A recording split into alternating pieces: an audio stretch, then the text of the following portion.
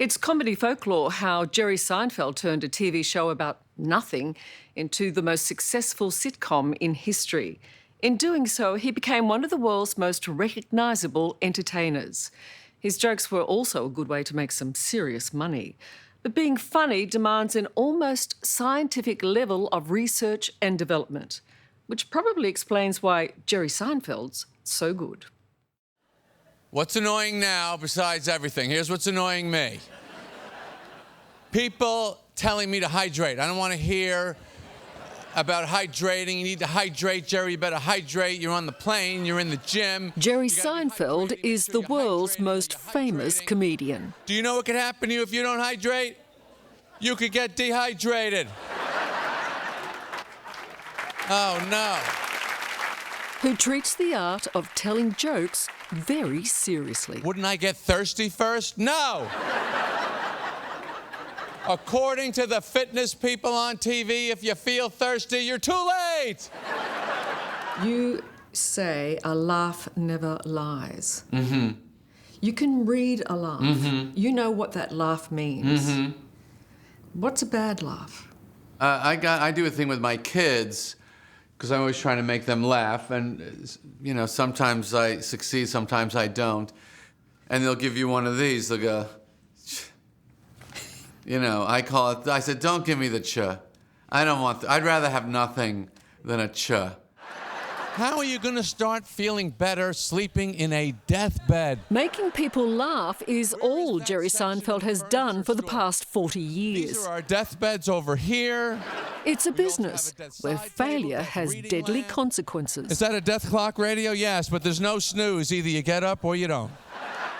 You say that you have to have the killer instinct. Comedy has death nearby. And that has to be addressed. That has to be dealt with. It's kind of like one of us is going to win tonight. So it's a game. It's a game. And there can only be one winner tonight. You're the and it's going to be me. Everyone to see New York like this on a beautiful day like this. Oh my God. Yeah, look at that. Stunning. New York is Jerry Seinfeld's hometown. It's a place that keeps his humour alive and is the source of many of his jokes. I think it's the funniest city. Everybody here's a little funny. Yeah, a little on edge. Little on edge, little anxious. Little complaining. Little cranky. Little cranky. Yeah, that's my brand. Why do you love comedy? Why did you choose this profession? It's happy. I love to see people smile and feel happy. Makes me happy, makes them happy. It's childhood. When you're a kid, all you're doing is making each other laugh. That's all you're doing. And then you grow up and everybody goes and gets these jobs. And they seem so sad. And I didn't want that to happen. I wanted to keep having fun. Seinfeld had plenty of fun when he co-wrote what would become the most successful sitcom in American history. Hello, Newman. The sea was angry that day, my friends. I've yada-yada'd sex. A television show that left us with lines that are still being uttered today. We're not gay. Not that there's anything wrong with that. You double-dipped the chip. Serenity now! For 9 seasons, Jerry played a semi-fictional version of himself. These pretzels are making me thirsty. Along the way, making his co-stars household names. Yeah, I'm out of the contest. She screams, George, what are you doing, my God? It made his local soup kitchen famous. No soup for you. And saw the Puffy Shirt It's perfect. become an exhibit in the Smithsonian, the National Museum of American History. You can't come out dressed like that. You're all puffed up. Where would you be, do you think, if Seinfeld hadn't taken off? I like to think I wouldn't have become bitter, but that's a tall order, you know. A failed TV series, like a failed presidential campaign, that sticks with you. Would you be interested in bringing it back? Oh, no. Done. What could I do to it to make it better? Older crowd. Nah, If you can't make it better, don't touch it. not possible. Not possible.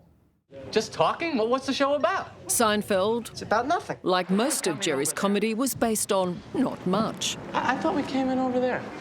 Mainly annoying everyday events. George, am I beautiful? Comedy always begins in irritation. Ah. The oyster, the grain of sand, and hopefully the pearl. Irritation, what's bothering me? So what is bothering you? I pick up the phone, I say hello. The other person calling me says, hello? You're calling. Be ready. What do you want? That bothers me. So I go, that bothers me. So then I have to find out, does it bother anybody else? Right? Yes. So I go up on stage, I start talking about it, and you hear the reaction, oh yes, it does bother other people. I go, if you're making the call, there's only one hello. I say hello, you say what the hell you want. That's how phone calls work. Beer is never cold enough for Americans. Every commercial, frost brewed, cold filtered, ice bottled. We pack it in a glacier, put it on the back of a frozen truck driven by a polar bear. By the time it gets to you, it's 1 degree below room temperature. That's the best we could do. When you appear on stage, there's an applause and an expectation. Do you feel that? No. You don't feel the expectation? What do you feel? Because my expectation is far greater than anything they could have. That's what I got to deal with, is my own expectation. Does that mean you still get nervous? No. But being self-critical and when you're kind of alone out there's a lot of negative self-talk going on. You're doing your show and there's a voice going, you stink. Why are you even doing this? You should never have been a comedian. So- You should have picked something else. How do you deal with that? That's a good question.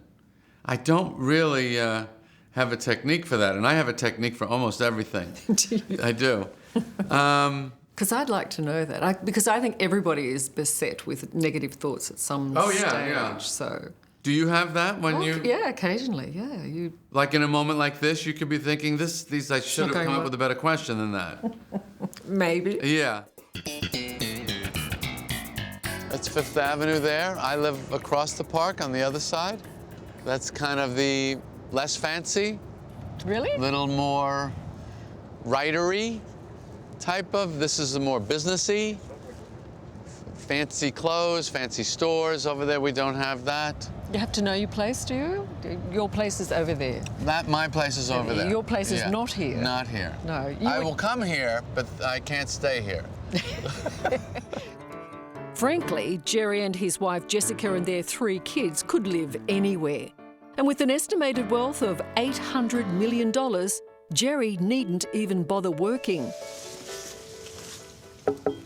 But he does, writing every day, continuing to do stand-up comedy, and producing his latest TV project, Comedians in Cars Getting Coffee. We're just gonna run out for a quick coffee. We'll be right back. You're a comedian with the president going nowhere. Back it up. Yes, sir.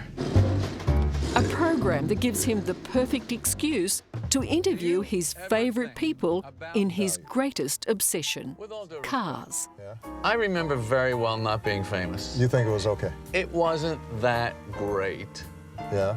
It was... You think being famous is better? Yes? Yeah. You believe that you can tell a lot about someone by their wife or husband, their car, and their shoes. And the shoes. So what do your shoes tell us about you? I would say this shoe says, can't deal. Struggling to deal.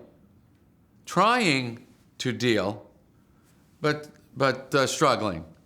Sneakers say I'm struggling Right. with the real world.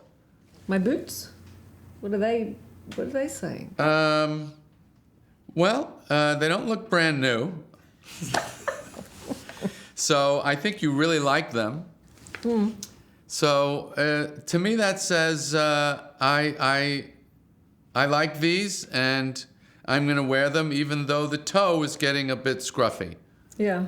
Yeah. Yeah, I can't. But I don't really care I can't throw them out. Right. Yeah. So I'm correct then. You really like those. Yeah. At 62, Jerry Seinfeld could be forgiven for hanging up his sneakers, but he's far from it.